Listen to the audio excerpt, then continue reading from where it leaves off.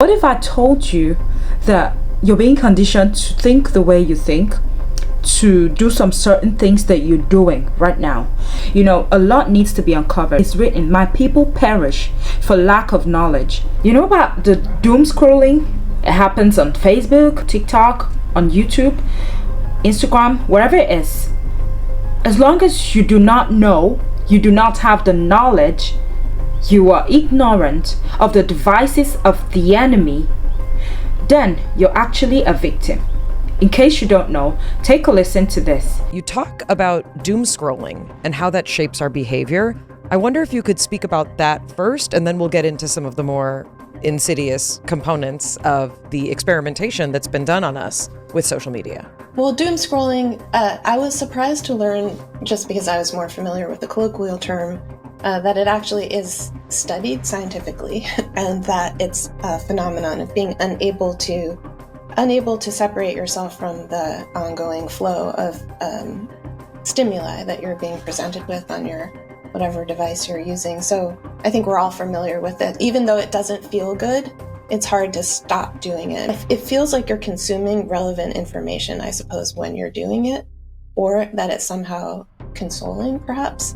But it certainly is compulsive. Talk a little bit about Facebook. You talk about in the book is that, hundreds of thousands of people were subject to experiments involving manipulation that were only facilitated because of Facebook. Can you talk a little bit about what happened? There was a formal experiment that began in 2012 involving 700,000 or 693,000 users who were not notified that they were part of an experiment. And this was actually an unusual, so Facebook's research team undertook this and they published it ultimately in 2014.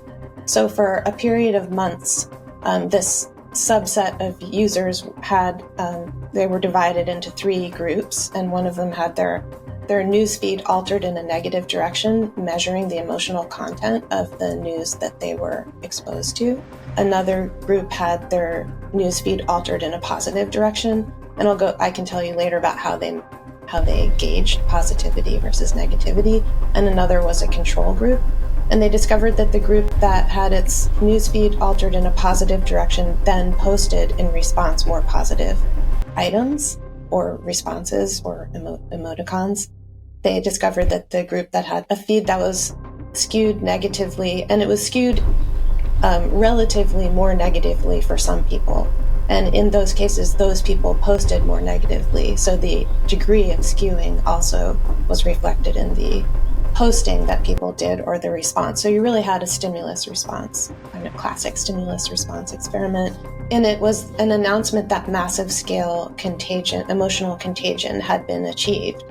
And it was not so much the fact that emotional contagion exists that was significant, but the fact that it could be done across a network without any social presence, without any physical presence, and also without direct interaction. These people don't need your approval for them to condition you the way that they want you to think, to make you do stuff that you normally will not do. The thought that also they may have been encouraged down a negative route that was detrimental to their mental health is kind of shocking to me.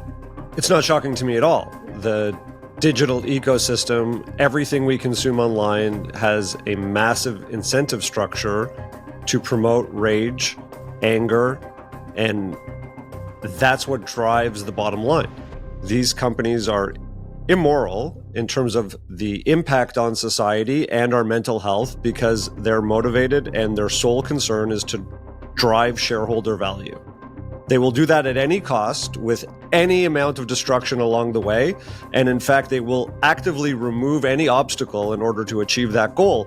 What we as a society have to realize is that is what they are built to do. And so opting in to use the platforms and not understanding that our news and our reality in our digital experience is being curated by those forces is the risk. Let me know what you think.